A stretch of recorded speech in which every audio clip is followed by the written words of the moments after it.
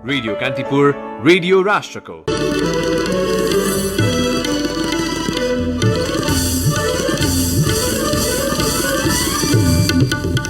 प्रतिनिधि सभा विघटन गर्नुको कारणबारे राष्ट्रपति कार्यालय, प्रधानमन्त्री र सभामुखद्वारा सर्वोच्चमा लिखित जवाब पेश। प्रतिनिधि सभा विघटन नितान्त राजनैतिक विषय भएकाले न्यायिक निरूपण आवश्यक नरहेको प्रधानमन्त्री ओलीको भनाई। प्रतिनिधि सभा विघटन विरोधमा कंग्रेसद्वारा थप आन्दोलनका कार्यक्रम घोषणा। पुस 25 गतेदेखि माघ 8 गतेसम्म विभिन्न चरणमा आन्दोलनका कार्यक्रम सार्वजनिक। नयाँ पाठ्यक्रम कार्यान्वयन नगर्न सर्वोच्च अदालतमा परेको रिट निवेदनको सुनवाई लम्बिँदै जाँदा शैक्षिक सत्र नै खेर जाने जोखिम, विद्यार्थी र शिक्षक अन्योलमा। भारतमा कोभिड-19 विरुद्धको 2वटा खोपलाई आपतकालीन प्रयोगको अनुमति। संक्रमण दर उच्च भएपछि जर्मनीमा जारी राष्ट्रिय प्रतिबन्ध थप लम्ब्याउने तयारी। र प्रधानमन्त्री कप महिला राष्ट्रिय क्रिकेट प्रतियोगिताको उपाधि प्रदेश 1लाई एपीएफ 6 रनले पराजित। नमस्कार, कान्तिपुर डायरीका साथमा साथी सुरज र म बासु। समाचार अब विस्तारमा। सर्वोच्चको आदेश अनुसार प्रतिनिधि सभा विघटन गर्नुको कारणबारे राष्ट्रपति कार्यालय, प्रधानमन्त्री र सभामुखले लिखित जवाफ पेश गरेका छन्। सर्वोच्चको यही पुस 10 गते बसेको संवैधानिक इजलासले प्रतिनिधि सभा विघटन गर्नुपर्ने आधार र कारणको लिखित जवाफ 19 गतेभित्र पेश गर्न तिनै पक्षलाई आदेश दिएको थियो। प्रधानमन्त्री केपी शर्मा ओलीले सर्वोच्चमा पठाएको लिखित जवाफमा प्रतिनिधि सभा पुनर्स्थापना कुनै पनि हालतमा नहुने उल्लेख गर्नुभएको छ। संविधान अनुसार नै प्रतिनिधि सभा विघटन भएकाले अब पुनर्स्थापित हुन नसक्ने उहाँले उल्लेख गर्नुभएको हो। प्रधानमन्त्री ओलीले प्रतिनिधि सभा विघटन नितान्त राजनीतिक विषय भएको भन्दै न्यायिक निरूपण आवश्यक नरहेको उल्लेख गर्नुभएको छ। यस्तै सभामुख र राष्ट्रपतिको कार्यालयले पनि प्रतिनिधि सभा विघटनबारे सर्वोच्चको संवैधानिक इजलासले सोधेको कारणको जवाफ दिएका छन्। सभामुख अग्नि सापकोटाले लिखित जवाफ दिँदै प्रधानमन्त्रीलाई प्रतिनिधि सभा विघटनको अधिकार नभएको बताउनु भएको छ। सर्वोच्च अदालतको संवैधानिक इजलासले पुस 19 गतेभित्र राष्ट्रपति कार्यालय, प्रधानमन्त्री तथा मन्त्री परिषदको कार्यालय र संसद सचिवालयलाई प्रतिनिधि सभा विघटनसँग सम्बन्धित कागजात बुझाउन र कारणबारे प्रश्न पार्न कारण देखाउ आदेश जारी गरेको थियो। सर्वोच्चले भने बमोजिम 3 निकायबाट लिखित जवाफ पेश भएको हो। नेपाल बार एसोसिएसन, सर्वोच्च बार एसोसिएसनबाट 5 जना एमिकस क्युरी पनि चयन भइसकेका छन्। प्रतिनिधि सभा विघटन विरुद्ध परेका दर्जनभरि रिटमाथिको सुनवाई आगामी बुधबारबाट गर्ने सर्वोच्चको तयारी छ।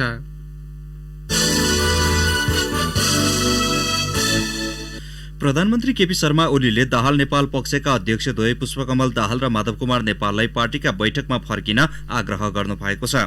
आफू निकट विद्यार्थी संगठन अनेरा सुब्युको काठमाडौँमा भएको भेलालाई सम्बोधन गर्दै नेकपा ओली पक्षका अध्यक्ष समेत रहेका ओलीले पार्टीका बैठकमा फर्किए दाहाल नेपाल पक्षले गरेका अपराध क्षमा गरिदिने बताउनुभयो। पार्टीका मिटिङमा उहाँहरूलाई हामीलाई फेरि पनि म आग्रह गर्न चाहन्छु, आउनुहोस् पार्टीका मिटिङमा, तपाईँहरूले गरेका अपराधहरू क्षमा गर्नु। कार्यकारी भन्ने मैले दिएको थिएँ, कार्यकारी दिँदा अत्यन्तै उपद्रव मचाउनु भयो, मैले कार्यकारी हटाइदिएको छु। अध्यक्षको पद अहिले पनि कायमै राखेको छ, वरिष्ठ नेताहरूको पद कायमै राखेको छ। प्रवक्ताले साह्रै बढी च्याङ गर्ने चेष्टा दुर्गन्ध फैलाउने काम गरिराख्नु, त्यसकारण प्रवक्ताबाट हटाइएको छ तर सचिवालय सदस्य कायमै राखेका छ। आउनुहोस् फर्केर, अलिकति क्षमाशील पनि हुनुपर्छ भनेर हामी सही राखेका छौँ। प्रतिनिधि सभा विघटनपछि फुटुन्मुख भएदेखि नै ओलीले दाहाल र नेपाललाई पार्टी बैठकमा फर्किन आग्रह गर्दै आउनु भएको छ। प्रधानमन्त्री ओलीले नेकपा विभाजन गराउन 8 महिनाको अवधिमा दाहाल नेपाल समूहको 315वटा बैठक बसेको आरोप लगाउनु भयो। विघटित भइसकेको प्रतिनिधि सभा अब पुनर्स्थापित हुन नसक्ने विषय सर्वोच्चको संवैधानिक इजलासमा पनि लिखित पठाएको प्रधानमन्त्री ओलीको भनाइ थियो। अहिले म भर्खरै सर्वोच्च अदालतमा धेरैवटा मुद्दाहरूको फिराद पत्र दर्ता गराएर आए। जवाब त दिनै पर्यो। चुनाव रोकी पाउँ, मरेको संसद बहुलाई पाउँ, परशुरामका बाबु प्रदग्नीको पालामा जस्तो मरेकी आमा बहुलाई पाउँ। संविधानले कानुनले मिल्दैन, त्यसकारण विघटित संसद बहुरिँदैन। संसद विघटन भयो, नयाँ चुनाव हुन्छ। देशलाई अब अलमलमा बस्न दिन सकिँदैन। कुनै पनि बहानामा कुनै पनि शक्तिले मध्यावधि चुनाव रोक्न नसक्ने भन्दै प्रधानमन्त्री ओलीले चुनाव जनताको नैसर्गिक अधिकार भएको जिकिर गर्नुभयो। विभाजित नेकपा दाहाल नेपाल पक्षले अध्यक्ष माधव कुमार नेपालको संयोजकत्वमा 10 सदस्यीय कार्यदल गठन गरेको छ। कोटेश्वरको पेरिस डाँडामा बसेको स्थायी कमिटी बैठकले पार्टी एकताका बाँकी काम गर्न र विभिन्न तहमा पदाधिकारी थप्ने गृह कार्यको लागि कार्यदल गठन गरेको हो। कार्यदललाई 1 हप्ताको समयसीमा दिइएको स्थायी कमिटी सदस्य बेदुराम भुसालले बताउनुभयो। नेपालको संयोजकत्वमा गठन भएको कार्यदलमा स्थायी कमिटी सदस्य गिरिराजमणि पोखरेल, गोकर्ण विष्ट, घनश्याम भुसाल, जनार्दन शर्मा, वर्षमान पुन, पम्फा भुसाल, शक्ति बस्नेत, बेदुराम भुसाल र सुरेन्द्र पाण्डे सदस्य छन्। आजको स्थायी कमिटी बैठक नेपालको अध्यक्षतामा बसेको थियो। स्थायी कमिटीको बैठक भोलि पनि बस्ने भएको छ। कान्तिपुर डायरीमा अब कान्तिपुर सविस्तार। कान्तिपुर सविस्तार। कक्षा 1 र 11 मा सरकारले लागू गरेको नयाँ पाठ्यक्रम कार्यान्वयनमा अन्यल सिर्जना भएको छ। केही कलेजले नयाँ पाठ्यक्रम अनुसार पढाइरहेका छन् भने अधिकांशले पुरानै पाठ्यक्रमलाई आधार बनाएका छन्। अदालतमा नयाँ पाठ्यक्रम कार्यान्वयन नगर्न भन्दै परेको मुद्दा विचाराधीन रहेपछि नयाँ वा पुरानो कुन पाठ्यक्रमका आधारमा परीक्षाको तयारी गर्ने भनेर विद्यार्थी शिक्षक मारमा परेका छन्। नयाँ पाठ्यक्रम कार्यान्वयन नगर्ने फैसला आए अन्य कक्षाको पाठ्यक्रममा पनि असर गर्ने पाठ्यक्रम विकास केन्द्रले जनाएको छ। एउटा कलेजले एकजना सामाजिक विषय पढाउने शिक्षकलाई डेमोन्स्ट्रेसन क्लासका लागि बोलायो। डेमोन्स्ट्रेसन क्लासपछि विद्यार्थीले शिक्षक रुचाए पनि तर भोलिपल्ट नयाँ पाठ्यक्रम कार्यान्वयन नगर्न सर्वोच्चमा रिट पर्यो। अब ती शिक्षक पनि कलेज जाने नजाने अन्यलमा परे र कलेजले पनि कसरी अघि बढ्ने भन्ने विषयमा निर्णय गर्न सकेन। यो कुरा हो गत असोज 28 गतेको। यस्तै घटना धेरै कलेज अनि शिक्षकसँग भएको छ। नयाँ पाठ्यक्रम अनुसार कक्षा 11 मा सामाजिक तथा जीवनोपयोगी विषयलाई अनिवार्य गरिएको छ। सर्वोच्चले विषयवस्तुको गाम्भीर्य भन्दै अग्राधिकार प्रदान गरे पनि करिब 3 महिनादेखि विभिन्न कारणले सुनवाई हुन सकेको छैन। नेपाल अभिभावक महासंघका अध्यक्ष सुप्रभात भण्डारी विद्यार्थीमा अन्योलता राख्न नहुने बताउँछन्। अदालतले पनि फास्ट ट्र्याकबाट निर्णय गर्नु पर्यो कि प्राथमिकताको सूचीमा राख्नु पर्यो। विद्यार्थीले पढ्ने के हो, पाठ्यक्रम परिवर्तनको कुरा भएको छ, पढ्ने विषय के हो कि त्यो भनिदिनु पर्यो। सरकारले त्यो भनिदियोस्, अदालतले त्यो भनिदियोस्। चालू शैक्षिक सत्रदेखि कक्षा 1 र 11 मा लागू भइसकेको पाठ्यक्रम कार्यान्वयन नगर्न सर्वोच्च अदालतमा परेको रिट निवेदनको सुनवाई लम्बिँदै गएपछि शैक्षिक सत्र नै खेर जाने जोखिम बढेको छ। कतिपय कलेजले सरकारले तय गरेको नयाँ पाठ्यक्रम अनुसार शिक्षण गराइरहेका छन्। प्याप्सनका सह-अध्यक्ष डीके ढुङ्गाना, हामीले चाहिँ कक्षा 11 को खास गरी अहिले नयाँ पाठ्यक्रम अनुसार जाने गरी नै तयारी गरेर कक्षाको सुरुवात गरेको हो। यद्यपि बीचमा सरकारी तवरबाट पनि एकदम स्पष्ट ढङ्गले विषयवस्तु आएन। अलि अगाडि चाहिँ नै नयाँ हुने पुरानो हुने भन्ने विषय भइरहँदाखेरि बीचमा फेरि सरकारले चाहिँ नयाँ ढङ्गले जाने भन्ने शिक्षा मन्त्रालयले विषय ल्यायो। हामी त्यही अनुसारको एउटा प्रिपरेसनमा रह्यौँ र हामीले क्लास पनि सुरु गर्यौँ त्यसरी नै। अब बीचमा गएर अदालतमा एउटा चाहिँ अब मुद्दा पनि छ यो विषयमा। अब अदालतको निर्णय नआएसम्म त केही भन्न सकिएन। विद्यार्थीहरू अन्यलमै छन्, अभिभावकहरू अन्यलमा छन्। अब हामी शिक्षामा काम गर्ने मान्छे पनि अन्यलमा छौँ। पाठ्यक्रमको नियमित प्रक्रिया अनुसार कक्षा 1 मा असार र कक्षा 11 मा गत भदौदेखि नै नयाँ पाठ्यक्रमको आधारमा पढाइ सुरु गरिएको थियो। भगवता अर्यालले संविधानको अनुसूची 8 मा स्थानीय तहको एकल सूची तथा स्थानीय सरकारको अधिकार क्षेत्रमा केन्द्रले पाठ्यक्रम प्रारूप तयार गरेको दावी गर्दै निवेदन दिइन्। त्यसमाथि कार्तिक 19 मा सुनवाई गर्दै न्यायाधीश पुरुषोत्तम भण्डारीको एकल इजलासले पाठ्यक्रम प्रारूप कार्यान्वयन नगर्नु यथास्थितिमा राख्नु भनी अन्तरिम आदेश दिएपछि 5 पटक अदालतले पेशी स्थगित गरिसकेको छ। अदालतको फैसलामा ढिलासुस्ती भएको आरोप लगाउँदै शिक्षाविद विद्यानाथ कोइराला क्रेडिट आवर प्रणालीमा जान सके विद्यार्थीका लागि न्याय हुने बताउँछन्। सर्वोच्चले उहिले निर्णय गर्नु पर्थ्यो, सर्वोच्चले निर्णय गर्न सकेन, गर्दैन भन्ने। मलाई गर्दैन भन्ने किन लाग्छ भने गरिहाल्यो भने पनि अब 8 महिना 9 महिना भइसक्यो। 8-9 महिनामा विद्यार्थीले पढिसके। अब त्यसैले समाधान कहाँनिर हो भनेर भन्दा चाहिँ समाधान खोज्ने हो। केटाकेटीलाई न्याय गर्नुपर्ने। न्याय भनेर भनेको क्रेडिट आवर प्रणाली छ, त्यसैले अब प्रश्न यसरी गरौँ भनेर भन्ने बाटो निकाल्यो भने न्याय हुन्छ। नत्र भएदेखि अन्याय हुन्छ। अन्याय कसलाई हुन्छ भनेदेखि निजीलाई जिताइदियो भनेदेखि पनि सरकारी स्कुललाई अन्याय हुन्छ, सरकारीलाई जिताइदियो भने पनि निजीले पढाइरहेको उनीहरूलाई अन्याय हुन्छ।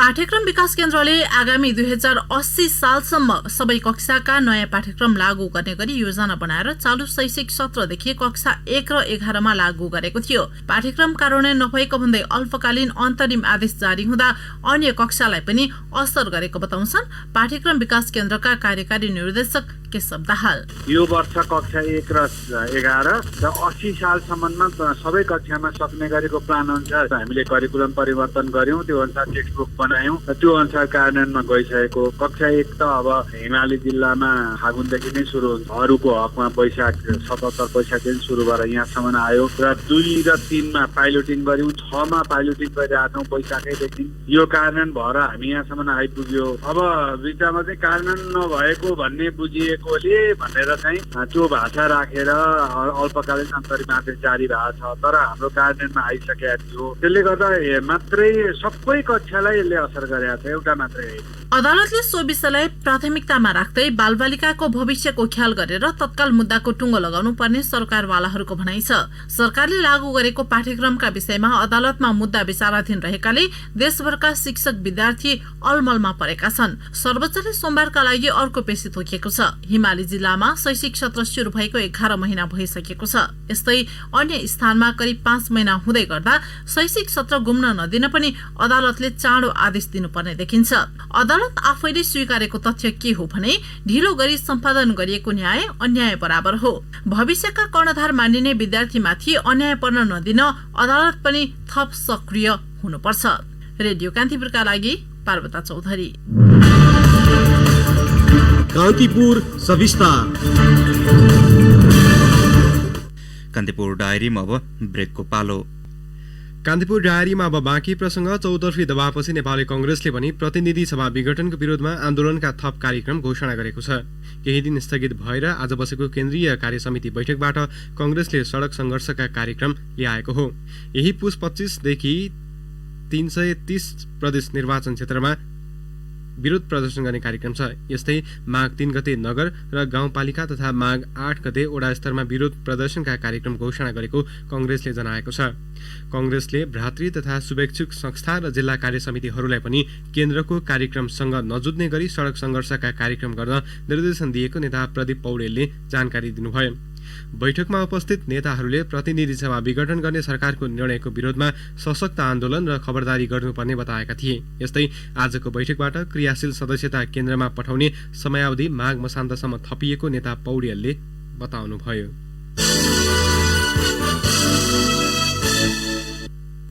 पछिल्लो 24 घण्टामा 421 जनामा कोरोना संक्रमण पुष्टि भएको छ। स्वास्थ्य तथा जनसंख्या मन्त्रालयका अनुसार हालसम्म नेपालमा 2,61,859 संक्रमितको संख्या पुगेको छ।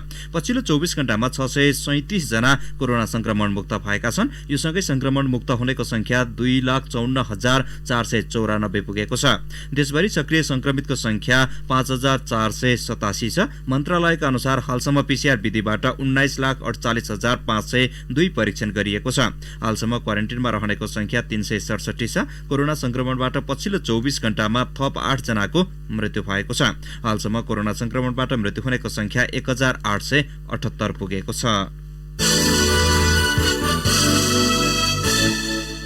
मलेसियाको उडानबाट गत बुधबार कोभिड-19 संक्रमितलाई नेपाल पठाउने नेपाल वायु सेवा निगमका 3 जना कर्मचारीलाई क्वालालम्पुरबाट काठमाडौँ फिर्ता बोलाइएको छ। निगमका एक उच्च अधिकारीका अनुसार त्यहाँको स्टेशनमा country manager Naresh Kumar Shrestha, finance प्रमुख इन्द्र थापा र स्टेशन म्यानेजर युवराज आचार्यलाई निगमले काठमाडौँ फिर्ता बोलाएको हो। गत बुधबार निगमको क्वालालम्पुरबाट काठमाडौँका लागि भएको उडानमा आएका 145 यात्रुमध्ये रौतहट घर भएका एक नेपाली यात्रु कोरोनाका संक्रमित रहेको फेला परेको थियो। त्रिभुवन अन्तर्राष्ट्रिय विमानस्थलको आगमन कक्षमा स्वास्थ्य सेवा विभागले राखेको हेल्थ डेस्कमा कागजात जाँच गर्ने क्रममा ती यात्रुको साथमा रहेको पीसीआर जाँचको रिपोर्ट पोजिटिभ भेटिएको थियो। उडानमा ती यात्रुसँगै बसेका तथा घुलमिल भएका अन्य 45 यात्रुलाई काठमाडौँको गौशालास्थित होटल क्वारेन्टिनमा राखिएको छ। नेपाल नगरपालिका कर्मचारी एसोसिएसनले कर्मचारी समायोजन गर्दा साबिकका स्थानीय निकायका कर्मचारीलाई विभेद भएको भन्दै संघीय सरकारको ध्यानकर्षण गराएको छ। नगरपालिका कर्मचारी एसोसिएसनले आज संघीय मामिला तथा सामान्य प्रशासन मन्त्री गणेशसिंह ठगुन्नालाई ज्ञापनपत्र बुझाउँदै कर्मचारी समायोजन ऐन 2075 बमोजिम समायोजन गर्दा साबिकका नगरपालिका र गाविसका स्थायी कर्मचारीलाई विभेद भएको उल्लेख गरेको हो। तह मिलान गर्दा केन्द्रबाट स्थानीय तहमा गएका कर्मचारीलाई 2 तहसम्म बढुवा गर्दा साबिकका स्थानीय निकायमा कार्यरत कर्मचारीको तह बढुवा नभएकाले पटक पटक सरकारको ध्यानकर्षण गराउन बाध्य भएको धनकुटा नगरपालिकाका प्रशासकीय अधिकृत डम्बर रोगुले बताउनुभयो। ज्ञापनपत्र बुझ्दै मन्त्री ठगुन्नाले विगतमा भएका सहमति कार्यान्वयन गर्न र अहिलेका माग पत्रका विषयमा पनि छलफल गरेर अघि बढ्न तयार रहेको आश्वासन दिनुभयो। यसैबीच हिजो र आज बसेको एसोसिएसनको कार्यसमिति बैठकले 6औं महाधिवेशन आगामी भदौ 11 र 12 गते काठमाडौँमा गर्ने निर्णयसहित 65 सदस्यीय महाधिवेशन आयोजक समिति गठन गरेको छ। रोल्पाका स्थानीय तहले खरको छानालाई विस्थापित गर्दै जस्तापाताले छाउने अभियानलाई तीव्रता दिएका छन्। स्थानीय तहले नै जस्तापाताको छानालाई प्रोत्साहन गरेपछि आर्थिक विपन्नता भएका परिवारमा खुसी छाएको छ।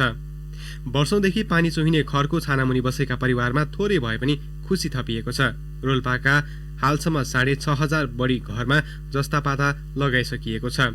थप विवरणसहित रोल्पाबाट सहकर्मी बहलमान गर्ती। सुनिल स्मृति गाउँपालिका 4 का खुमा बुढा मगर वर्षौंदेखि खरको छानाले छाएको घरमा बस्दै आएकी थिइन्। आफू बस्ने घरमा जस्तापाता लगाउने सपना जस्तो मान्ने खुमा गाउँपालिकाले जस्तापाता दिएपछि दङ्ग छिन्। भन्छन् वर्षेनी खर काट्नु पर्ने र घर छाउनु पर्ने बाध्यता पनि हटेको छ।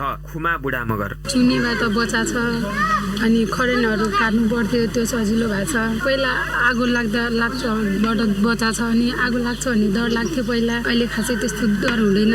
खुमा जस्तै घरमा जस्ता लगाउन पाएपछि युवराज घरती पनि खुसी छन्। वर्षेनी 15,000 बढीको खर किनेर घर छाउने गरेको घरती बताउँछन्। आर्थिक विपन्न भएका घर परिवारका घरको छाना फेरिदिने अभियान रोल्पाका सबै स्थानीय तहले अगाडि बढाएका छन्। स्थानीय याम बहादुर जीएम पनि स्थानीय तहको कामप्रति खुसी व्यक्त गर्छन्। प्रत्येक वर्ष यो अहिले चाहिँ मेरो यो घर तानो छ, यो घर चाहिँ लगभग यो 26 हातको थियो सर। त्यो 26 हातको घर चाहिँ खाउनु पर्दा चाहिँ मैले वर्ष साल मलाई चाहिँ 15,000 रुपियाँको किन्नु नै पर्ने स्थिति थियो। गाउँपालिकाबाट यो वितरण भएको यो जस्तापाता वितरण भइसके पछाडि मलाई असाध्यै सहज भइदियो। पहिला त अहिले खरको छाना छोड्दाखेरि अलिक दुःख पर्थ्यो होइन। किनको छाना दिएपछि हामीलाई सजिलो राम्रो र महसुस भइरहेछ। सजिलो एकदम राम्रो। खरको छानामा आगलाई डर हुन्थ्यो। रोल्पाको सुनिल स्मृति गाउँपालिकाले विपन्न घरधुरी सर्वेक्षण गर्दा 2100 बढी आर्थिक विपन्न भएको तथ्याङ्क देखिएको थियो भने हालसम्म भने 1400 घरको खरको छाना विस्थापित गरेर जस्तापाता लगाइदिइसकेको छ। यो वर्ष पनि 400 घरको खरको छाना हटाएर जस्तापाता लगाइदिने गाउँपालिकाले जनाएको छ। रोल्पाका 44,000 घरधुरी मध्ये 15,000 घरमा खरको छाना छन्। त्यसमध्ये 6,500 बढी घरका छानामा जस्तापाता लगाइसकिएको सुनिल स्मृति गाउँपालिकाका अध्यक्ष गुणेन्द्र घरती बताउँछन्। हाम्रो आकलन हाम्रो गाउँपालिकामा 2100 देखि 2200 घरधुरी फुसको छानो रहेको हामीले चाहिँ मोटामोटी आँकडा हो। त्यो अनुरूप अहिलेसम्म करिब हामीले 13 देखि 1400 घरधुरीलाई हामीले चाहिँ फुसको छानो लगाइसकेका छौँ र यो वर्ष पनि हामीसँग बजेट छ र आउने वर्ष पनि हामीले बजेट छुट्याएर सकेसम्म हाम्रो कार्यकालमै सुनिल स्मृति गाउँपालिकाको सबै फुसको छाना विस्थापित गर्ने हामी अभियानमै भएको हुँदाखेरि यो काम गर्न हाम्रो कार्यकालभित्रै सम्पन्न गर्छौँ। स्थानीय तहले घरको फुसको छाना हटाएर जस्तापाता दिन थालेपछि रोल्पाका स्थानीयहरू खुसी भएका छन्। खरको छाना हटाएर जस्तापाता लगाए पनि मौलिकताको संरक्षण गर्न भने सरकारवाला सजग हुनै पर्छ। रेडियो कान्तिपुरका लागि पहलमान घरती, रोल्पा।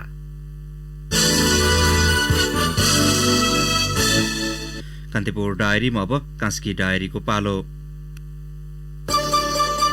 कास्की डायरीबाट दीपक परियारको नमस्कार। कास्कीको घान्द्रुक र म्याग्दीको घोरेपानी जोड्ने जंगलमा एक सातादेखिको डढेलो अझै नियन्त्रणमा आएको छैन। अन्नपूर्ण संरक्षण क्षेत्रको देउरालीमा पुस 12बाट भीषण डढेलो लागेको हो। गुराँसको संसारकै ठूलो दाबी गरिएको वनमा चर्चित घान्द्रुक घोरेपानी पुनहिल पदमार्गमा पर्छ। डढेलो निभाउन घान्द्रुक र घोरेपानीका स्थानीय खटिएका छन्। अन्नपूर्ण संरक्षण क्षेत्र आयोजना एक्यापको इलाका संरक्षण कार्यालय घान्द्रुकका प्रमुख शैलेन्द्र यादवका अनुसार डढेलो नियन्त्रण गर्न 125 जना स्थानीय एवं सुरक्षा कर्मी खटिएका छन्। कोरोना संक्रमण जोखिमका कारण बन्द भएको कास्कीको अन्नपूर्ण आधार शिविर पदयात्रा मार्ग 10 महिनापछि पर्यटकका लागि खुला हुने भएको छ। पदमार्गमा पर्ने चर्चित पर्यटकीय गन्तव्य घान्द्रुक समेत पर्यटकका लागि आगामी माघ 1 गतेदेखि खुल्ने भएको हो। देशैभरि कोरोना संक्रमण बढेपछि स्थानीय पर्यटन व्यवसायीले गत चैत पहिलो सातादेखि पर्यटक प्रवेशमा रोक लगाएका थिए। विश्व प्रसिद्ध अन्नपूर्ण आधार शिविर पदमार्गमा होटल रेस्टुरेन्ट बन्द थिए। स्वास्थ्य सुरक्षा मापदण्ड पालना गर्ने गरी घान्द्रुकका होटल तथा रेस्टुरेन्ट खुला गर्न लागि पर्यटन व्यवस्थापन समिति घान्द्रुकका अध्यक्ष किशम गुरुङले बताउनुभयो। पोखरा उद्योग वाणिज्य संघको 33औं महाधिवेशन नजिकै गर्दा चुनावी सरगर्मी वात्तै बढेको छ। आगामी शनिबार हुने महाधिवेशनमा 24 पदका लागि निर्वाचन हुँदैछ। चुनावमा भाग लिन अध्यक्षका उम्मेद्वार द्वय नारायण कोइराला र बिन्दु कोइराला सुवेदीले प्यानल नै बनाएर मनोनयन दर्ता गरेका छन्। पोखरामा भीड़ नियन्त्रणका लागि लाठी ढाला अश्रु ग्यास प्रयोग गर्दै आइरहेको प्रहरीले अबदेखि पानीको फोहरा पनि प्रयोग गर्ने भएको छ, जसका लागि गण्डकी प्रदेश प्रहरी कार्यालयले पानीको फोहरा फ्याँक्ने गाडी ल्याएको छ। भीड़ नियन्त्रण गर्न सहज होस् भनेर सो गाडी ल्याइएको प्रदेश प्रहरी कार्यालयका प्रवक्ता डीएसपी राजेन्द्र बाबु रेग्मीले बताउनुभयो। भीड़ नियन्त्रणमा वैज्ञानिक विधि अपनाउन फोहरा प्रयोग गर्न लागि उहाँले जनाउनुभयो। उहाँका अनुसार प्रहरी प्रधान कार्यालयबाट ल्याइएको सो गाडीको मूल्य 6 करोड रुपैयाँ पर्छ। हवस् त कास्की डायरी आजलाई यति नै। दीपक परियार बिदा हुन्छु, नमस्कार। कास्की डायरी पछि कान्तिपुर डायरीमा पुनः ब्रेकको पालो। कान्तिपुर डायरीमा अब आर्थिक समाचार। मुलुकका पूर्वी पहाडमा सुन्तलाको उत्पादन गर्दा भारतीय सुन्तलाको बजार भने फस्टाएको छ। धरान स्थित कृषि उपज बजार व्यवस्थापन समितिका व्यवस्थापक लक्ष्मण भट्टराईले नेपालमा उत्पादित सुन्तला निर्यात गर्ने बेलामा उल्टै भारतीय उत्पादनले उपभोक्ता तानिरहेको बताउनुभयो। धनकुटा, भोजपुर, तेह्रथुम, खोटाङ, सङ्खुवासभा 5 थर, ताप्लेजुङबाट धरानको कृषि बजारमा दैनिक सरदर 45 देखि 66 टन सुन्तला आउनु पर्दैमा मुस्किलले 20 देखि 30 टन मात्र आउने गरेको बताउनुभयो। सुन्तलाको कारोबार हुने मुख्य सिजन पुस र माघ भए पनि स्वदेशी उत्पादन पर्याप्त नहुँदा भारतीय सुन्तलाले बजार ओगटेको उहाँले बताउनुभयो। धितोपत्र बजारमा आज अर्को कीर्तिमान कायम भएको छ। शेयर कारोबार मापक नेप्से परिसूचक आज 2175.39 बिन्दुमा पुगेर बन्द भएको छ। यो अहिलेसम्मकै उच्च बिन्दु हो। यसअघि कारोबारको अन्तिम दिन गत बिहिबार 25.21 अङ्कले बढेको नेप्से 2087.27 बिन्दुमा पुगेको थियो। शेयर कारोबारको पहिलो दिन आज 88.12 अङ्कले उकालो लागेको नेप्सेमा कारोबार भएका सबै कम्पनी समूहको उपसूचक सकारात्मक देखिएको छ। नेप्सेसँगै कारोबार रकममा पनि गत बिहिबारको तुलनामा केही सुधार देखिएको छ। नेप्सेमा आज कुल 212 कम्पनीका 54,698 कारोबारबाट 1,40,26,886 किता शेयर किनबेच भए, जस अन्तर्गत 6,34,40,17,000 रुपियाँ बराबरको कारोबार भएको नेपाल स्टक एक्सचेन्जले जनाएको छ। नेप्सेमा आज व्यापार कम्पनी समूहको उपसूचकमा लगानीकर्ताको आकर्षण देखिएको छ। सो कम्पनी समूहको उपसूचक सबैभन्दा धेरै 9.64% ले बढेको छ। यस्तै अन्यको 6.19, उत्पादन तथा प्रशोधनको 4.8 छ, बैंकिङको 4.19 र जीवन बीमा कम्पनी समूहको उपसूचक 4.9% ले बढेको छ। कारोबारको पहिलो दिन आज नेपाल लाइफ इन्स्योरेन्स कम्पनीको सबैभन्दा धेरै 50,95,75,000 रुपियाँ बराबरको कारोबार भएको छ। अब अन्तर्राष्ट्रिय समाचार। भारतले कोभिड-19 विरुद्धको 2वटा खोपलाई आपतकालीन प्रयोगका लागि अन्तिम स्वीकृति दिएको छ। औषधि नियन्त्रण महानिर्देशनालयले आज अक्सफोर्ड विश्वविद्यालय र एस्ट्राजेनेकाले विकास गरेको कोभिसिल्ड र भारत बायोटेक र भारतीय औषधि अनुसन्धान परिषदको साझेदारीमा विकास गरिएको कोभ्याक्सिनलाई स्वीकृति दिएको हो। महानिर्देशनालयले आज पत्रकार सम्मेलन गर्दै 2 खोपको सम्बन्धमा कम्पनीहरूले प्रस्तुत गरेको तथ्याङ्क र आवश्यक विवरणहरूको अध्ययनपछि आपतकालीन प्रयोगका लागि अन्तिम स्वीकृति दिने निर्णय गरेको जनाएको छ। कोभिसिल्डको उत्पादन सेरम इन्स्टिच्युट अफ इन्डिया र कोभ्याक्सिन भने हैदराबादको भारत बायोटेकले नै उत्पादन गरिरहेको छ। कोरोना भाइरस संक्रमितको संख्या उल्लेख्य रूपमा बढेसँगै जर्मनीमा आगामी आइतबार पछि पनि राष्ट्रिय रूपमा प्रतिबन्ध लगाइने सम्भावना बढेको छ। यसअघि क्रिसमस र नयाँ वर्ष लक्षित गरी आगामी 10 तारिकसम्म प्रतिबन्ध लगाइएको थियो। अस्पतालका कर्मचारी, राजनीतिज्ञ लगायतले संक्रमण तीव्र गतिमा बढेको बताएका छन्। चान्सलर एङ्गेला मर्केल तथा अन्य क्षेत्रीय नेताहरू समेत प्रतिबन्ध लगाउन सहमत भएको रोइटर्सले जनाएको छ। तर कति समयसम्म प्रतिबन्ध लगाउने भन्ने बारे टुङ्गो लाग्न बाँकी छ। जर्मनीका स्वास्थ्य मन्त्री जेन्स वेस्टफानले एक टेलिभिजनमा अन्तर्वार्ता दिँदै अझै केही साता जर्मनीमा भाइरस नियन्त्रणका लागि कठिन समय रहेको बताउनु भएको छ। केही दिन यता जर्मनीमा दैनिक संक्रमण पुष्टि हुनेको संख्या 1000 छ। पछिल्लो 7 दिनको तथ्याङ्क अनुसार जर्मनीमा प्रत्येक 1 लाखमा 140 जनामा संक्रमण पाइएको छ। अब खेल समाचार। प्रधानमन्त्री कप राष्ट्रिय महिला क्रिकेट प्रतियोगिताको उपाधि प्रदेश 1 ले उचालेको छ। आज भएको फाइनलमा विभागीय टिम एपीएफलाई 6 रनले पराजित गर्दै प्रदेश 1 ले उपाधि उचालेको हो। 106 रनको लक्ष्य पछ्याएको एपीएफले 7 विकेट गुमाएर 79 रन मात्र बनाउन सक्यो। ओपनर ज्योति पाण्डेले 14 रन बनाएको इनिङ्समा राजमती ऐरीले 0 रनमा आउट भइन्। इन्दु वर्माले 7, सरिता मगरले 6 रन बनाइन्। ममता चौधरी र करुणा भण्डारीले 6औं विकेटका लागि 64 रनको साझेदारी गर्दै एपीएफलाई जितको नजिक पुर्याएका थिए, तर अन्तिम ओभरमा सम्हालिन नसक्दा एपीएफ पराजित बन्यो। प्रदेश 1 की रुबिना छेत्री र अलिसा खनियाले समान 2 विकेट लिइन्। संगीता राईको नाममा 1 विकेट रह्यो। यसअघि दाङको लमहीमा प्रदेश 1 ले टस जितेर ब्याटिङ गर्ने निर्णय गरेको थियो। निर्धारित ओभरमा प्रदेश 1 ले 4 विकेट गुमाएर 105 रन बनाएको थियो। ओपनर अप्सरी बेगमले सर्वाधिक 34 रन बनाएको इनिङ्समा काजल श्रेष्ठले 29 रन बनाइन्। कप्तान रुबिना छेत्रीले 18 रन बनाइन्।